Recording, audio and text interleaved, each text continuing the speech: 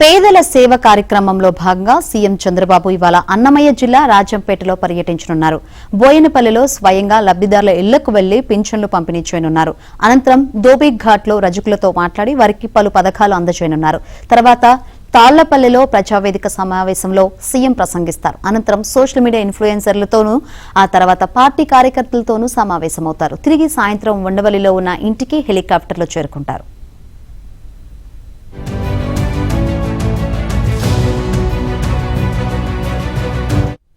మరోవైపు ఏపీ వ్యాప్తంగా పెన్షన్ల పంపిణీకి ప్రభుత్వం సర్వం సిద్దమైంది. కూటమి సర్కార్ ప్రతిష్టాత్మకంగా అమలు చేస్తున్న ఎన్టీఆర్ భరోసా పెన్షన్ పథకం కింద ఇవాళ 63,61,380 మందికి పెన్షన్లను అందజేయనుంది. ఇందులో భాగంగా ఇప్పటికే పెన్షన్ల పంపిణీ కోసం 2,746,52 లక్షల రూపాయల నిధులను గ్రామ వార్డు సచివాలయాలకు ప్రభుత్వం విడుదల చేసింది. ఈ మేరకు సచివాలయ సిబ్బంది ఆయా లబ్దిదారుల ఇళ్లకు వెళ్లి పెన్షన్లు పంపిణీ చేయనున్నారు.